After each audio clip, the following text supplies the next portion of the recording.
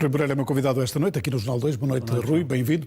Não é um contrassenso a Câmara do Porto, que tem defendido a descentralização, agora poder travar a descentralização? Ou não estamos a falar de descentralização, como diz Eduardo Vítor Rodrigues? Não há nenhuma descentralização naquilo que foi combinado entre o PS e o PSD e depois entre o Governo e a Associação Nacional de Municípios. Isto é apenas tarefização, ou seja, aquilo que querem fazer é que os municípios passem a assumir funções menores, ainda por cima não transferindo para os municípios os recursos que são necessários para essas tarefas e aligeirando assim o orçamento do Estado. Mas como é que se chega a este ponto? Há um entendimento, passa pelo Parlamento, tem agora que voltar ao Parlamento para ser votado e o PS quer votar antes destas férias. Nós tivemos, desde o princípio do ano, trabalhamos muito nisto, as áreas metropolitanas, e queria aqui saudar o Presidente da Câmara de Gaia, o Eduardo Vítor Rodrigues, que depois, em conjunto também com o Presidente Fernando Medina, e juntando as câmaras das áreas metropolitanas, fizeram muito trabalho. E tivemos uma cimeira onde esteve o Sr. Presidente da República, onde esteve o Sr. Primeiro-Ministro. Onde aparentemente tudo estava de acordo. Tudo estava de acordo, onde se definiu, não diria o cenário ideal, porque se compreende que entre partes nunca há cenários ideais.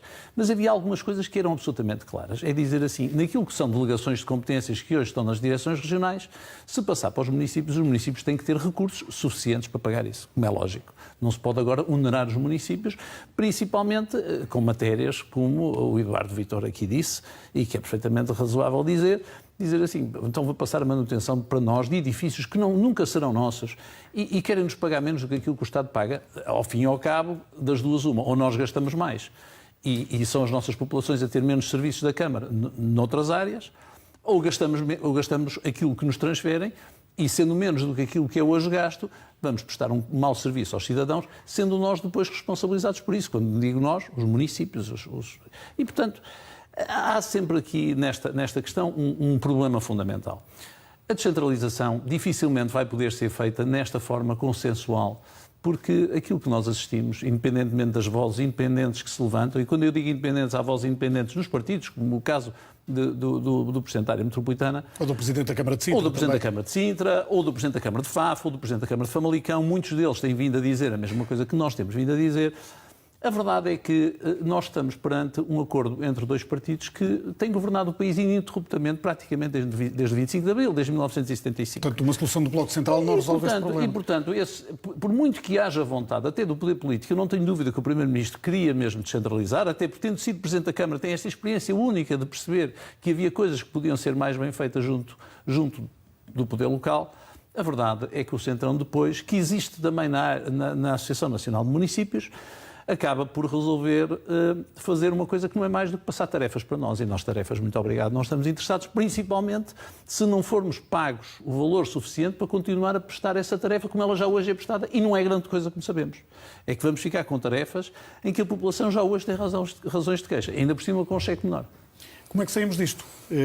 Deixamos o processo para setembro, sem votação? Eu acho que a forma mais democrática nesta matéria, e sei que o PSD introduziu o tema de poder haver uma dilação no prazo em que os municípios possam vir a aderir ou não a isto durante os próximos 3 anos, mas o melhor era fazer isto, se quiserem, de uma forma mais democrática. A forma mais democrática era cada um dos municípios dizer se está interessado ou não está. E pela nossa parte, depois de termos olhado para os mapas que nos mandaram em Excel, dando-nos 3 dias para responder, aquilo que nos foi enviado pela Associação de Municípios, nós não estamos interessados, muito obrigado. E não estamos interessados porque isso irá representar um ónus terrível para os municípios do Porto, que durante os últimos... A Associação de Municípios diz que o Porto está a fazer mal as contas, neste caso. A Associação Nacional de Municípios, se acha que o Porto está a fazer mal as contas, tem um pequeno problema. É que dos 17 municípios da área metropolitana do Porto, todos dizem em uníssono a mesma coisa. Nós tivemos uma reunião em que todos os presidentes de Câmara, e estiveram lá todos, disseram as contas não batem certo. São contas mal feitas, são verbas insuficientes e há, acima de tudo, questões de princípio que não estão contempladas. De facto... Dê-me alguns exemplos. Vou dar um exemplo. Nós, relativamente a um centro de saúde, nós não estamos interessados em que nos transfiram o dinheiro para nós termos que pagar o táxi do médico quando o médico vai visitar um doente ou para compor um vidro quando ele está partido. Nós gostaríamos de ter, naturalmente, influência em questões importantíssimas para a população, que é, por exemplo, o seu horário de funcionamento.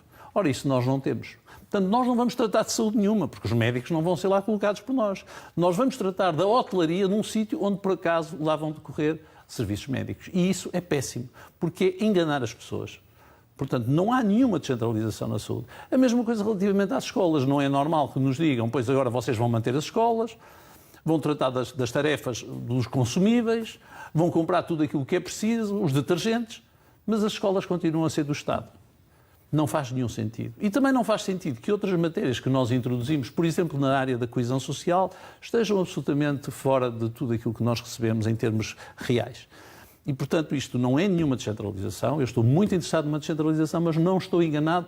Há quase 5 anos, na minha tomada de posse, eu tive uma expressão. A descentralização tem que existir, mas não pode ser uma forma do Estado Central alijar responsabilidades. 5 anos depois, aquilo que nos estão a tentar é exatamente tentar com este engodo, dando algum engodo a alguns municípios que têm dificuldades financeiras, permitindo que eles com isso aumentem a dívida ou resolvam problemas da dívida. No caso do Porto, e os cidadãos sabem muito bem, este é o 5º mandato sucessivo em que os cidadãos mandataram o Presidente da Câmara para ter boas contas e para não se deixar enganar. E, portanto, na boa princípio das contas à moda do Porto,